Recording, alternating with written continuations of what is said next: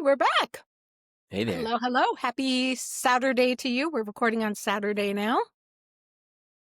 Yeah, how's your morning been?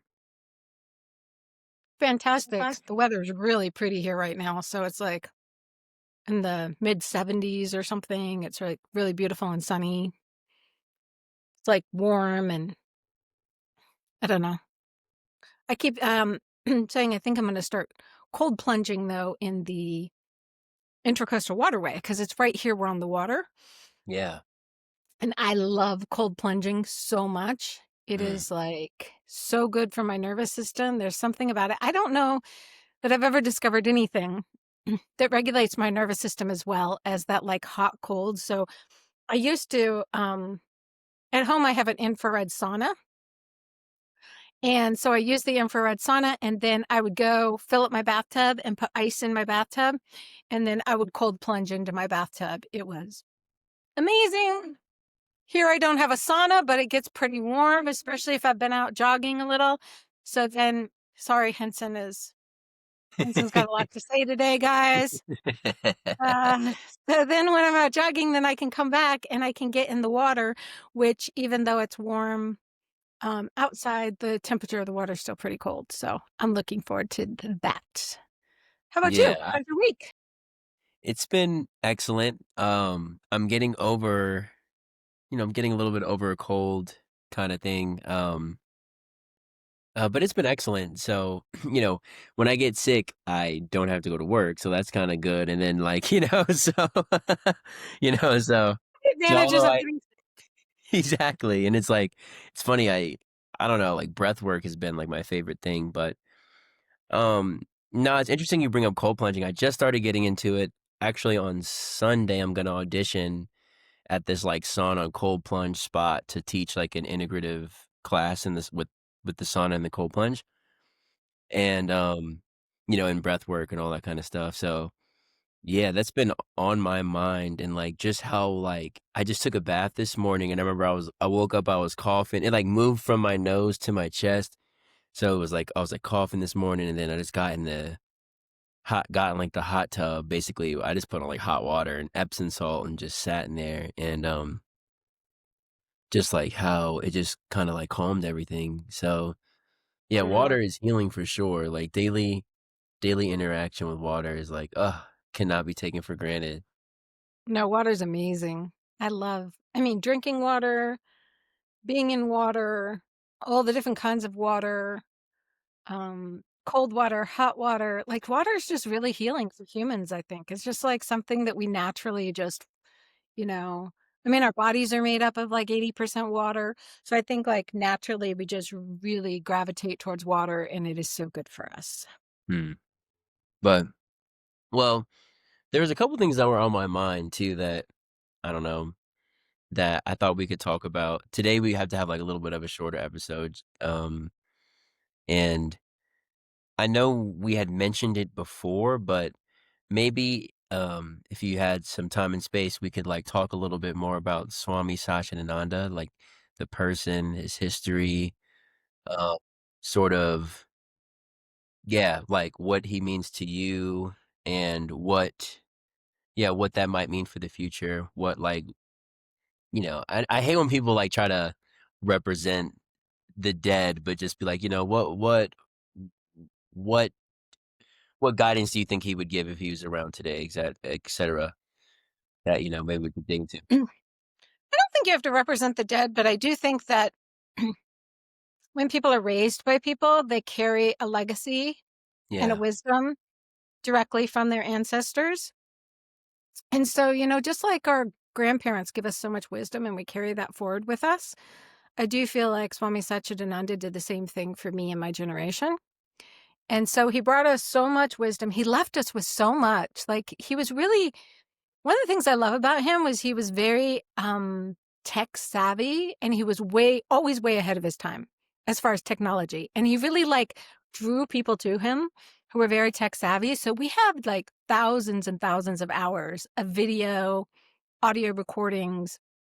He was really into that stuff. So like um one of the things that I thought he was so cool about is he set up a camera on his deck when we were building the Lotus Temple and it recorded the, photos of the temple every single day.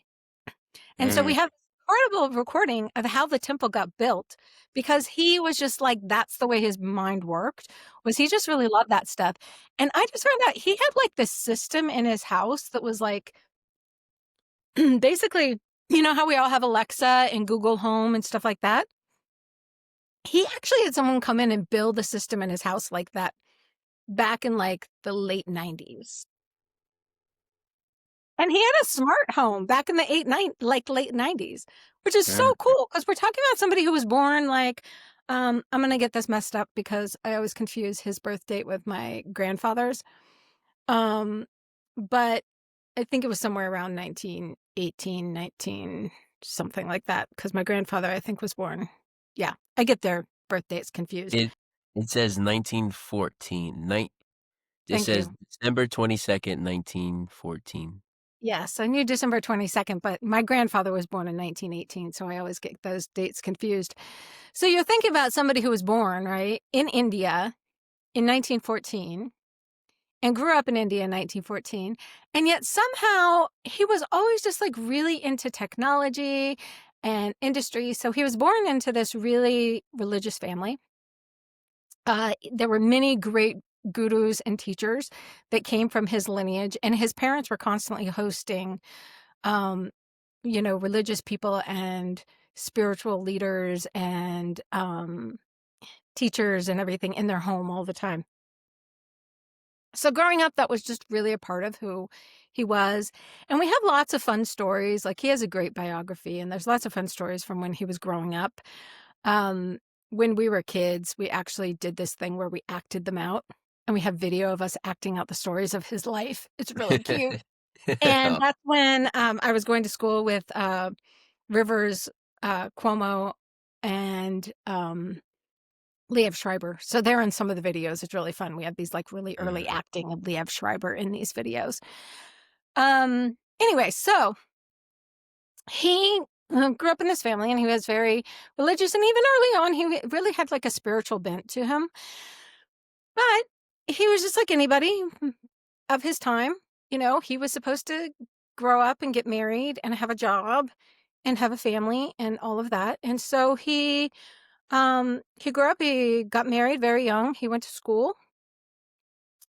We do have one photo. If you go to SwamiSatchidananda.org, I think is the website, you actually can see a photo of his wife. I think it's the only photo we have of her. He had 2 children, and he was just, like, doing the householder thing. He worked in kind of the film industry. He grew up in the south of India, so he was in Tamil Nadu.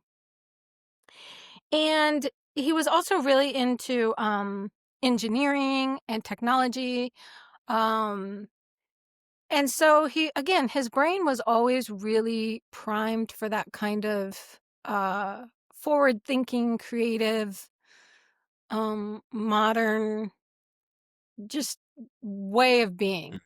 Yeah. even for his time. However, at some point, and this part is a little unclear in his biography, originally it was said that his wife died. However, later on, there seemed to be some consideration that perhaps his wife left him. It's unclear what is the actual, you know, official version, I think, at this Mm. point. Mhm.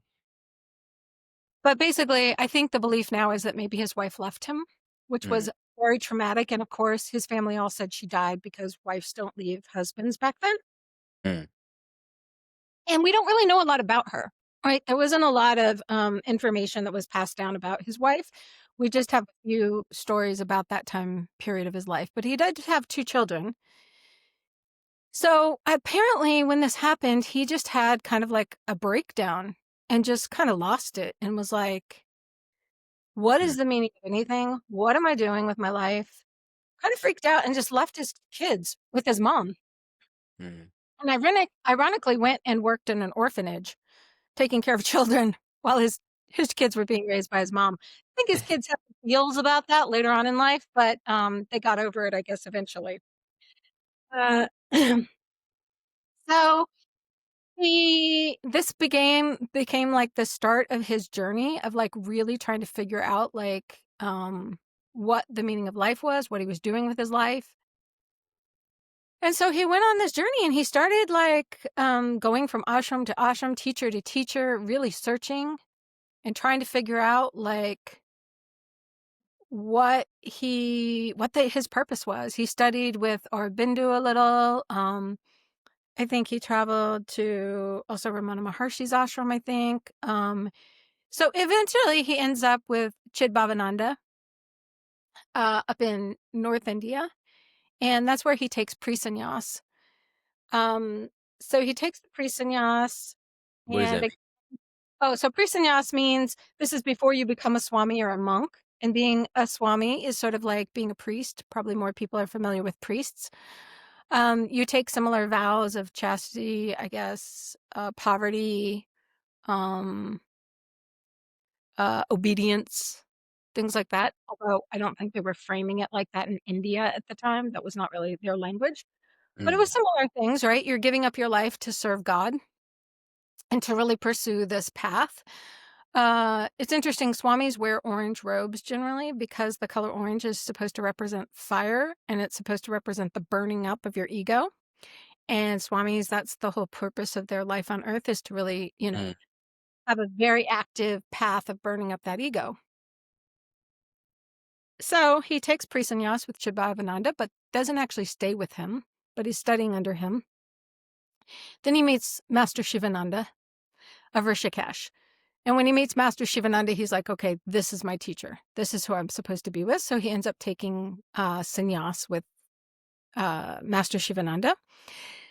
Many of the great teachers that came to the West later on, or that we're really familiar with in the yoga world, actually, many descendants came from Master Shivananda, which is really interesting. He was very influential in how yoga was then transmitted to the West.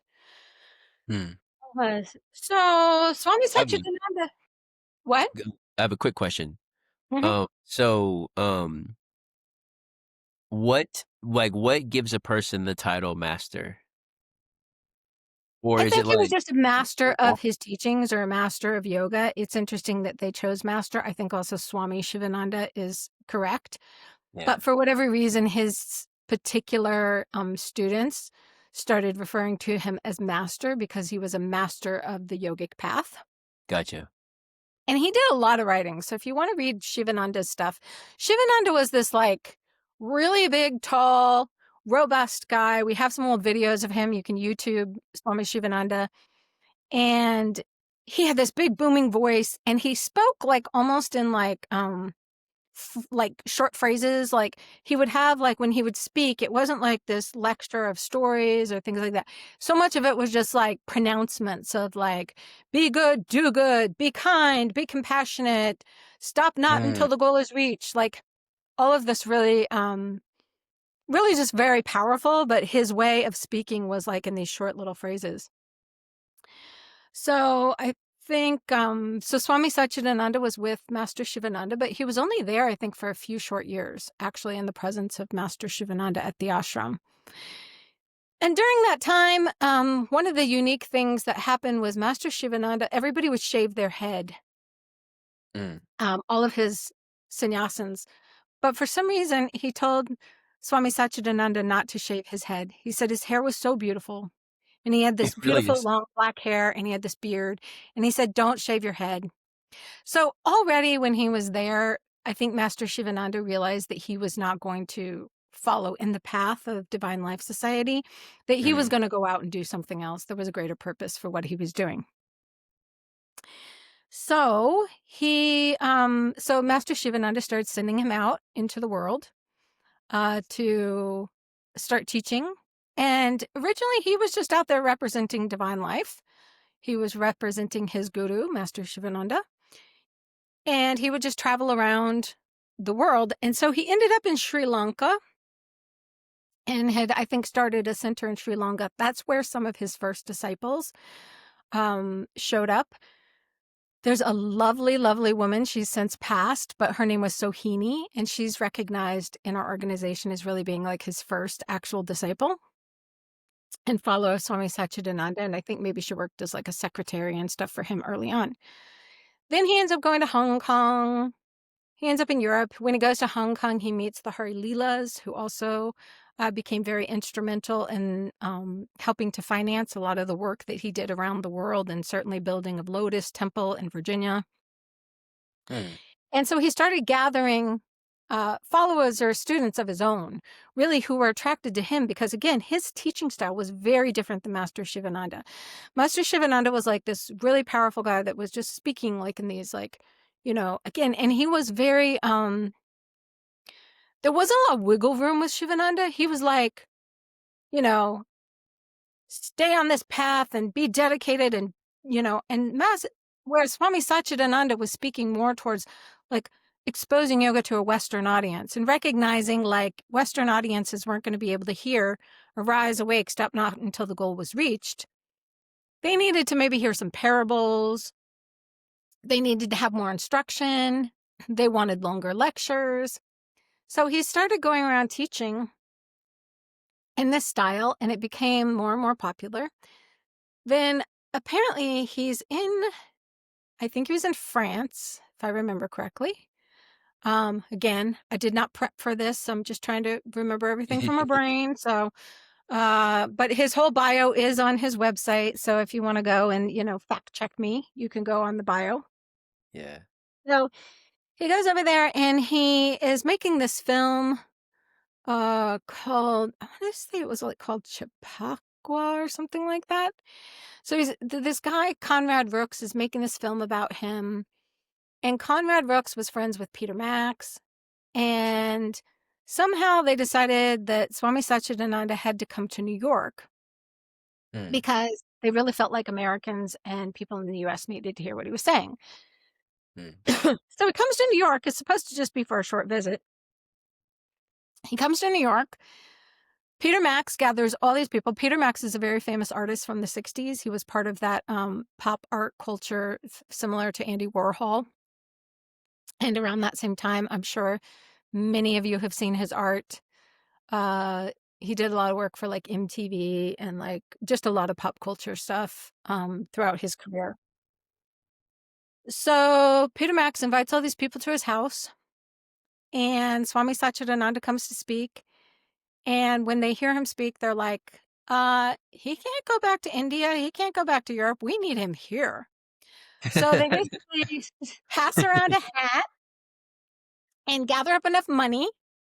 Again, these guys weren't making a lot of money back then, Peter Max was just like starving artist still and doing some cool stuff, but wasn't what he is today. Mm. And so they pass around this hat and they all put together their money so they can convince him to stay and rent a place. And so he ends up staying, I think, for a couple months at that point. Eventually, he does go back to India to, Mm. gather up some stuff and wrap up his affairs or whatever, but only with the promise that he'll come back. And so they're like, no, you now belong to us. You got to come back. So he originally was like, okay, that's fine. Like, this is great. I'm going to start a Divine Life Center in New York City and with Mm. these people. Well, by then, Vishnu Devananda, also a disciple of Swami Shivananda, had come to the West as well and had landed in New York City. And he was a little bit more of an official representative of Divine Life Society. So basically, they kind of split off and they were like, okay, Shivananda gave him, the okay to go start Divine Life Society under Shivananda Ashram title in the West. So when Swami Satchidananda comes, like a year after Vishnu Devananda and wants to start a Divine Life Center, they're like, no, Vishnu Devananda is starting a Divine Life Center in New York Mm. City, and it's going to be called Shivananda, you know, yoga ashram or whatever. Yeah. And um, so Swami Satchidananda has to do something else. So we actually have the correspondence that he wrote back and forth about this whole process and what was going on and how he wanted to come find, open a Divine Life Society. So they said, okay, well, we got to do something else. So remembering back to his days of studying with Sri Aurobindo, I remember this idea of integral yoga, like this idea that all yoga could be integrated into like one path and we could integrate everything. So he chooses the name Integral Yoga, and we found our first center on the Upper West Side in New York City. And that was pretty much like the beginning of the organization. Mm, This was back in, he landed in 1965, I believe. And then they officially founded the center on 13th Street in New York City, where Quentin and I met back in 1970. They bought that building with the help of Alice Coltrane, who was the widow of John Coltrane. yeah. Apparently, when John died, she went into a Great Depression and was really struggling and didn't know what to kind of do with herself. And she ended up coming to one of these meetings where Swami Satchidananda was there and heard him speak, and it just really spoke to her heart. And she started following Swami Satchidananda, traveled back and forth to India with him, and then actually did the famous Carnegie Hall concert in order to raise money so that we could buy the institute in New York City. Well, those were kind of like our early days. Then we kind of expanded and we started building centers all around the world, and people were like coming and flocking to Swami Satchidananda. By this time, he had opened Woodstock. He was the, speaker at Woodstock, and he opened Woodstock. And a lot of people attribute the success of Woodstock, especially the fact that there was no violence and so much peace and everything, to partially the way that that was opened with this beautiful message of peace and love. Um, and then we opened a ashram in Connecticut. It was so cool. We had this big old building. If I remember correctly, it used to belong to like maybe the Mars family or some candy bar family, if I remember correctly. So they own this like big, huge, it was like one of those big old New England Mm, mansions. mm, So we bought this mansion and it was kind of pink. It was so fun. It was like this big, enormous pink mansion. And they bought that and everybody moved into this mansion. And like people were like putting up sheets and they were all sleeping in the same rooms. And it was really like this tight knit community where everybody was there together. And at this time, they founded the Integral Yoga School, which a year after the Integral Yoga School was founded, my family moved to Connecticut. And that's when I first started going to school there at the Integral Yoga School, which I think I told you guys about a little bit in my bio. yeah. So then Swami Satchidananda's real work, I think, kind of started after we founded Connecticut. He started doing interfaith services. He was traveling around the world. Eventually, before he passed, he won, he was awarded the Utant Award. It was, I think, awarded to Nelson Mandela the year before that. Dalai Lama had gotten this award, and it was the Utant Peace Award. Uh, Mm, he, was renowned around the world. He had a huge influence on, again, he was really into media and popular culture. So a lot of like musicians and artists and all this stuff were really drawn to him. The Rascals, Felix Cavalieri from the Rascals was one of his followers. The supermodel Iria Liano, who then became a great artist, was one of his followers. Just a lot of people. He was on, Larry King once was interviewed and said, they asked him who was one of the like most profound people he interviewed, or the interview he remembers the most. And it was actually Gurudev's interview Swami Satchidananda's interview that he quoted, which was so cool. mm. Wow. So again, this is 60s, 70s, yoga is kind of booming, but different than it is now. It was very like alternative culture, and people were kind of, dropping out of culture and becoming yogis. And of course, there were like communes coming up. The ashram was very different than a commune in the sense of like, yes, there was a lot of communal living, but it was really like a spiritual place where you were supposed to like renounce uh, your physical belongings or your physical things to really dedicate yourself to a yogic spiritual life. But very early on, like I said, we had an audio video department. So we were recording his teachings. And the one thing about Swami Satchidananda that was really amazing was the way that he taught was so accessible for people. So when you read his writings or you listen to his talks, he takes these really, really complex yogic teachings that once upon a time were reserved only for a select few. Remember, like, this was gate kept. Like, there was a lot of gatekeeping on yoga for a very, very long time. You were Yeah. not allowed to go study yoga. If you wanted to find a master to study yoga with, you had to, like, go, like, sweep the floor in front of his house for 10 years before he deigned to, like, teach you anything. Mm. So there was this whole culture of gatekeeping, and then these Western gurus came over and started exploring and, like, teaching yoga to the West. And of course, Westerners just ate it up. We needed it so bad. We were so hungry for what they had to teach. So, yeah, so Swami Satchidananda was also, uh, he was so immaculate and, like, well dressed and had Mm. such great taste. And was so like, every movement he made felt like it was graceful and Mm. intentional. Um, he was I've since been to India and, of course, met other gurus and other, been to other ashrams, and a lot of the teachers, you look at someone like Ramana Maharshi, and he was, like, kind of very skinny and, like, Yeah. just sat in his dhoti and, like, but Swami Satchidananda was very much like a teacher for his times. So he, his clothes were always so beautifully ironed, and um, he just had such, like, his shoes, he would take such good care of his shoes. I remember when he'd take his shoes off and it would just be so lovely set up. And he really started to teach, particularly these young Westerners at the time, Mm. not just about yoga, but also, like, how to apply yoga to daily life.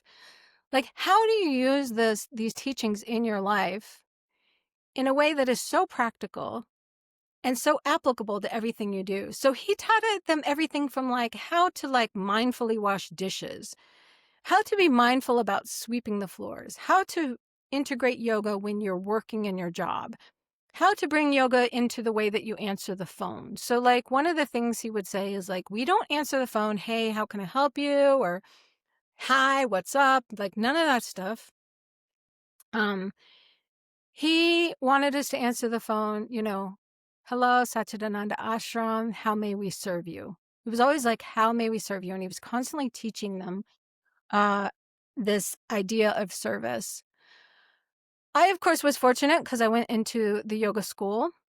And so much of his legacy and teachings was really put into us. We were sort of his opportunity to, like, start fresh with humans and see Yeah. what would happen with humans, right? In these concepts of yoga. And it's very striking to me when I talk to people from the first generation versus my generation of what their vision is and how they perceive integral yoga and how they perceive integral yoga's role in the world, and even their perception of Swami Satchidananda as a person, as a guru.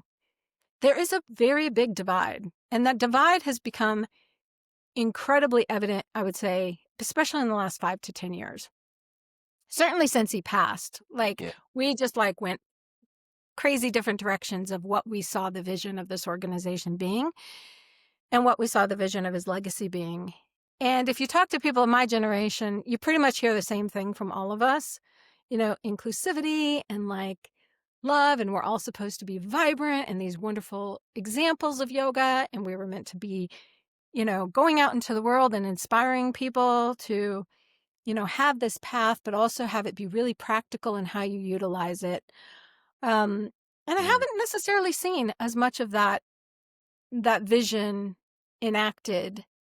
Um, and also, like, yoga, integral yoga was meant to be shared with everybody. Definitely no gatekeeping of the teachings. He was really about, like, the teachings are there for everyone to have access to.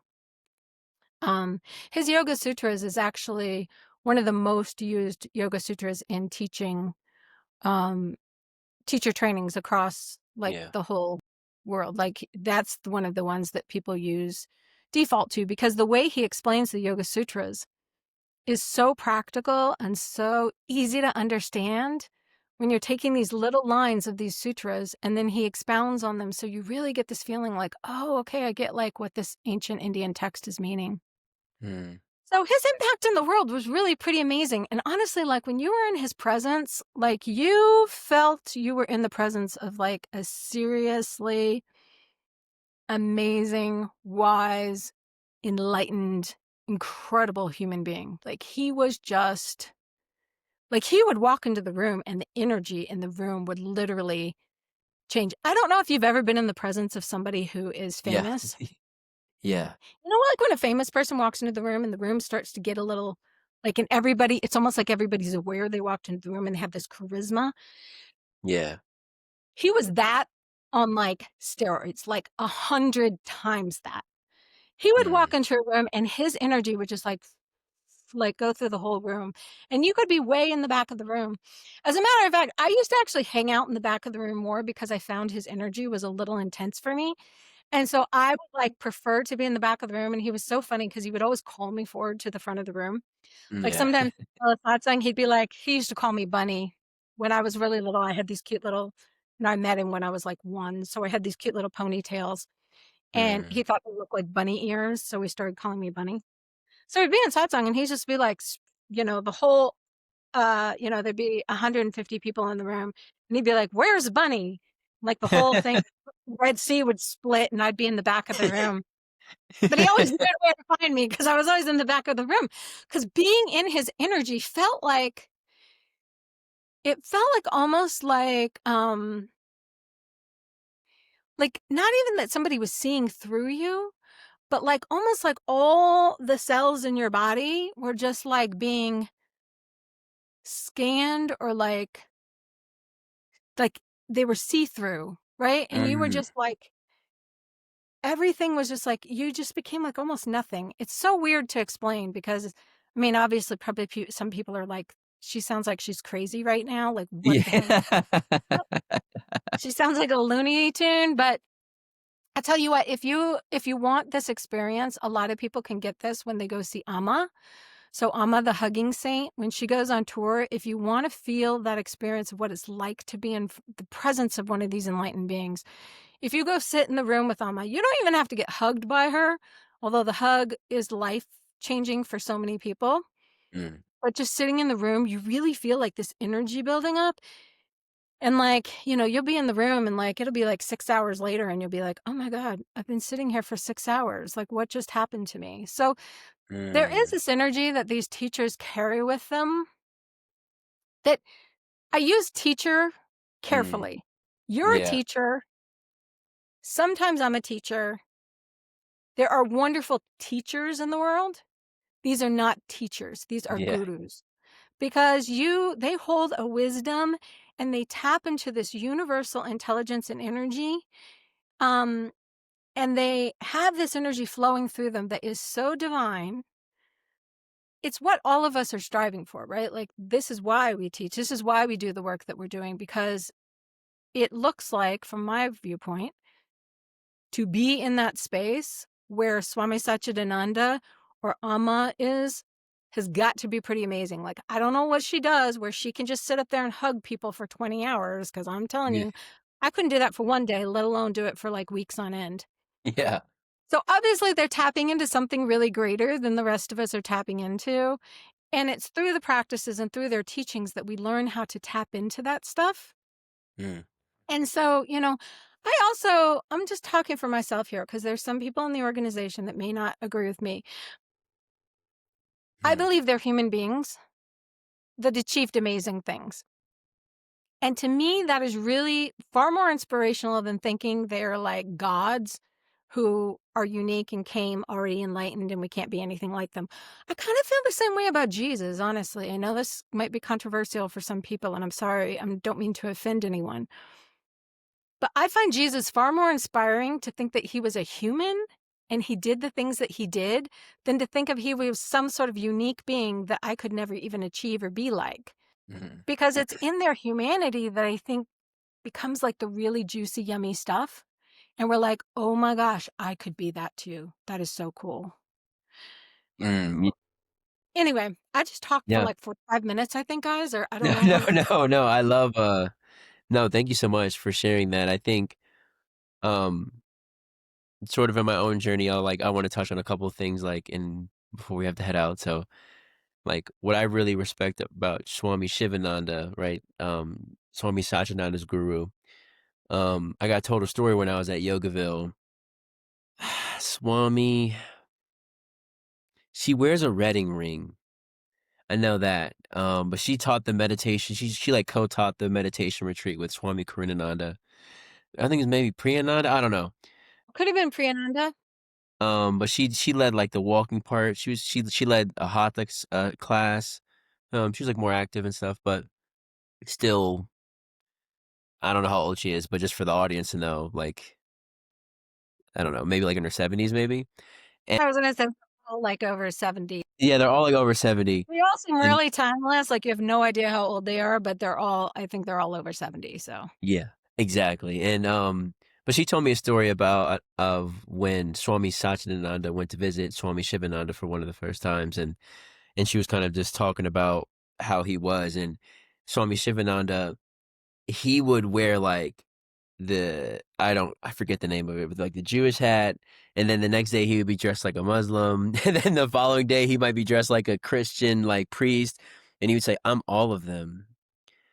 Um, I just, and like to me that just means like what's important is loving God. What's important is like if I was born in this land like that, like anytime I hear like a different angle of God, like I love it, and I like I identify with the parts of that faith that resonate with me, that resonate as true. And um Swami Satchidananda, like if you haven't looked up a picture of him, like he could have been cast to play actual Jesus Christ in any of the movies that came out, like not these green-eyed guys, but like, like he was like dark-skinned, long flowing hair, it and was beautiful. he was really truly beautiful. And It was really truly and beautiful. I say that all the time because it's like, also what yoga connects and what the Yoga Sutras, why I love the Yoga Sutras so much, and like, we landed on like that. um, some people view Jesus Christ as the Lord or Lord and Savior. Some people view Jesus Christ as prophet, peace be upon him. Some people view him as just like another rabbi that existed during that time. Some people view him as a heretic. Like, it doesn't really matter. But to me, what the message is that like God is in people. Like as in God uses people, or we're a function of him, we're made in his image, like over and over again. That's the image. I mean, that's the message. And Swami Satchidananda would always emphasize like the point of religion is the message. It's sort of like food. It's like, you know, you might like pizza, you might like this type of food, you might like pasta, this person might like salad, but what's the point in eating food? It's to be nourished. It's to also have that food be benefit you. And anyway, so One of like our main teachings is truth is one, paths are many. So that's like one of the core integral yoga teachings that yes, came from Swami Satchidananda. absolutely. And I'll even like touch on Jesus Christ too, is that like when you read more spiritual texts outside of um that area of land that birthed the Abrahamic religions, you see like there are many examples in which like the creator incarnates as a person to remove evil from the earth, or to do like that theme is recurred over and over and over again. And what I learned is like I'm I'm almost done with the Ramayana. It's interesting is that Rama is meant, he later finds out that he's Narayana, or just like God essentially incarnated to remove Ravana, like this immortal demon, from the earth. And what's so beautiful about the story is that he has a twin who's human, like human twin, Lakshmana, like no divine whatever attributes, no reincarnate of some god. And he has all of the same capacities as Rama. When Rama's given a gift, Lakshmana's given the gift. And Mhm. the only reason Lakshmana doesn't even try to attack Ravana is because he says it's not my duty, not because I'm not capable. And to me, that's the texture that yoga brings to the table, where it goes, this person, Jesus Christ, or the Prophet Muhammad, peace be upon him, or any of the other prophets, like, um, their relation, and even when you study their lives, it's like their relationship with God is very much like unsuspected. You wouldn't really like, they seem like, why that person? Why would you choose that? Whatever. and it's meant to be an empowering position, whereas, like, when I purify my heart, my little heart, I can be like that too, and you don't know it. Like, the point isn't to know that you're there, and that's another thing about Rama and even controversial Jesus Christ, and I'm watching a lot of these debates where it's like when Mhm. he had the perfect opportunity many times to say directly to people like, "Praise me specifically, this flesh being right here," but when he was asked, he always said, "Praise God," like, "Love God, love God." He always pointed to the laws and things like that. So I think Swami Satchidananda did the same. I think that like I want to do the same. I think you want to do the same, or just in general, where it's like it's not about us, it's about the teachings themselves and the nourishment that comes from sort of absorbing that point of view into your mental space. So Yeah, and I think the reason why we follow these people is just because they are examples of how to do that. And they somehow are a little bit further along the path than we are. And they have a little bit of knowledge that we can share. And I mm, think that's true of all of us. Like, all of us are a little further along the path than somebody. yeah. Right? And further along the path, I don't mean that's like, it doesn't mean we're not all gonna get there. It doesn't mean I'm better than you.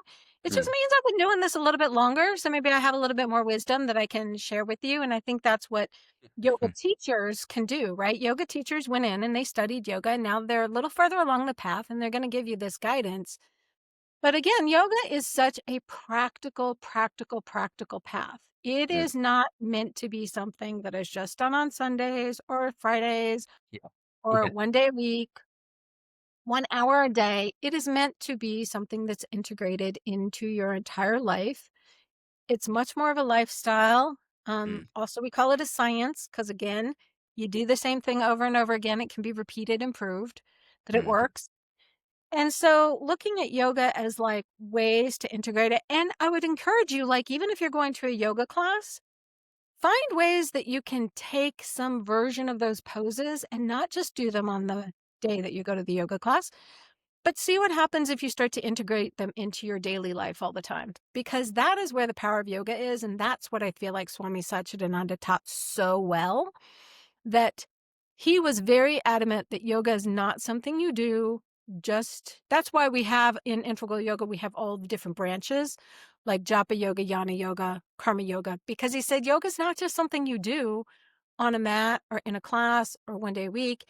Is something that gets integrated into everything. So try a little breath, try a little chanting, whatever you love, your favorite part of your yoga class, whether it's a pose, try an alternative of the pose. Just see what it feels like to do that at home, because it is not meant to be just done at a class. It is meant to be integrated into every single moment of your day. yeah. And if you've been in class, and there's a reason why a lot of us continue to go to classes, is because there's this sweetness that's only present in classes. Like, it's that peace of mind. It's this science of peace of mind. Essentially, what are the tools you can use at any time to regulate the system, in any language you want to use, and the Yoga Sutras, which I would say is like the text that I try to point to, that and Light on Yoga when it comes to me as a teacher, is so just book 2, verse 1 is yoga in action is accepting pain as means for purification, study of spiritual books, and surrender to the divine or surrender to the supreme being. Yeah. And at any given time, you can do any of those things. We have a phone now. You can pull out your phone and just read something enlightening rather than see something that's downgrading. So, anyways, um, Yeah, and there's class like, is great. Don't think I don't want you guys to go to class. Go to class, because class gives you that taste of what yeah, ultimately you can carry with you throughout your entire life. So right, don't think you can only get it in the classroom. The classroom mm, is just meant to give you a taste, and then if you keep practicing and keep going deeper, then you can carry that feeling with you everywhere you go and everything you do.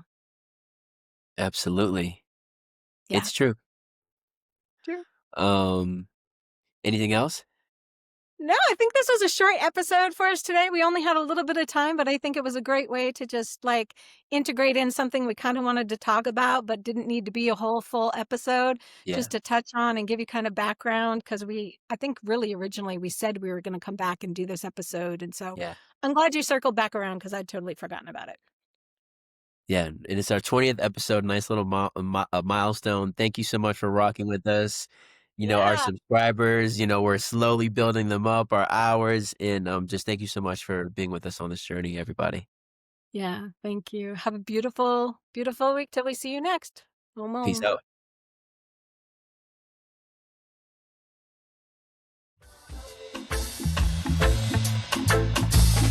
out.